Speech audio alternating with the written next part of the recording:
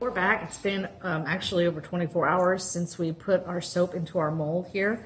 I'm just going to go over some of the things that we need to pull this out, cut it, and then we're also going to test its pH to see if it's still caustic.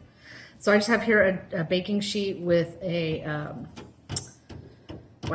drying rack or cooling rack, wire rack on it, a cutting board, knife, a little bowl of water, and a Q-tip and litmus paper with my indicator on it, because we're going to test the pH of this soap once we get it cut and make sure that it's not still caustic. Okay, so let's unwrap this beauty here.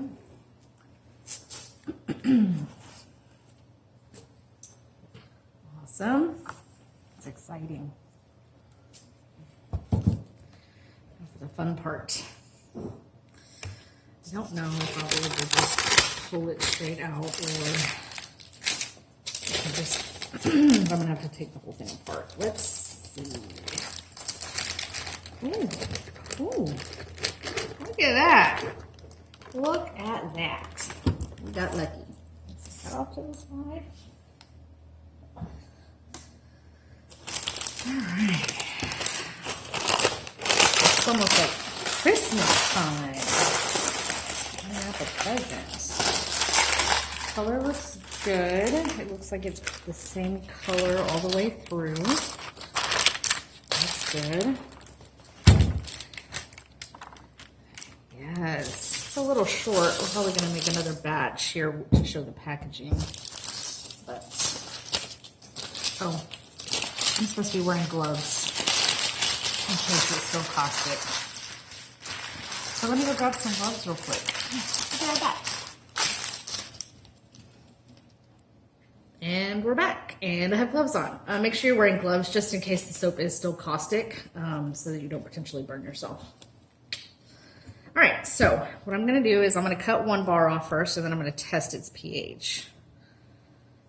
You can make a cutter if you want to. I'm just doing this with the knife. It's not one of those things that we've invested the money into just yet.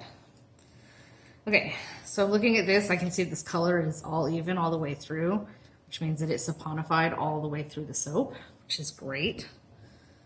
I do see a slight darkness there, but that's okay. That's strictly cosmetic. It may change as it...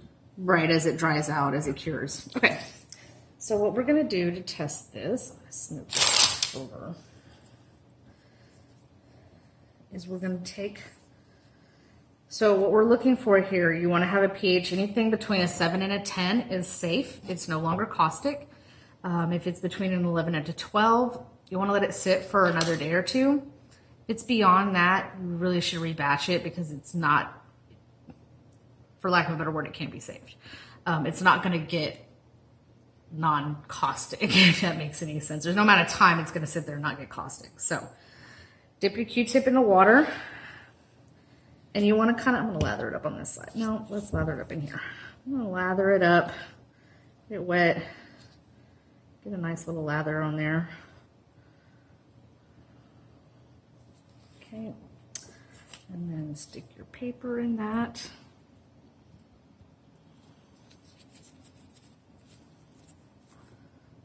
Oh, not wet enough.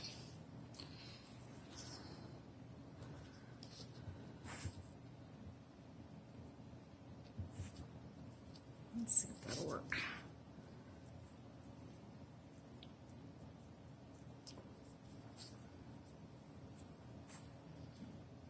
All right, that gives us an idea. So then you come over here and you test it on your test strip. This isn't going to be exact, right? We're just trying to get an idea of where we're at here. And so looking at this, I can see that we're at an 8, which is pretty spot on. Somewhere anywhere between 7 and 10 is what you're looking for. So we're good. So now what I'm going to do is finish cutting this. And then set it on your tray. That water that's got in there. So theoretically, I could take my gloves off now and continue working with the soap, but I'm just going to keep them on. It's fine. Like I said, you can use fancy soap cutters. You can build yourself a cutting tool, or you can use one of those crinkle cutters. Some folks really like that. It just depends on what you want to do. I suggest the first couple times of doing it, while you're trying to decide if soap making is something you want to keep doing, that you just cut it with a knife. It's not a big deal. You can measure it out to be exact. I can tell that we're probably not going to be selling this loaf just because it's so narrow. We're probably going to have to make another batch before we do the packaging portion of the class, which is fine. That means we get to use all of this ourselves.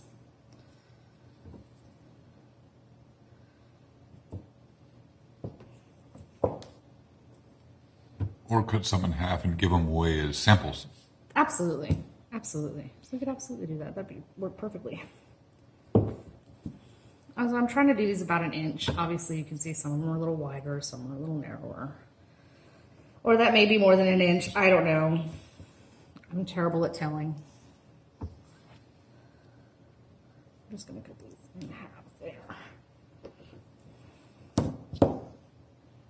All right. So that gave us what, 7, 8, 9, 10 bars from that recipe. But again, these are kind of, they're awfully short. I would prefer them to be a little bit taller. And then I would have cut it a little bit more narrow. It's still kind of soft. We're going to let these sit for 6 weeks to cure before we go into packaging. And that's it. You've got your soap there ready and curing. And it's awesome. Bye, y'all.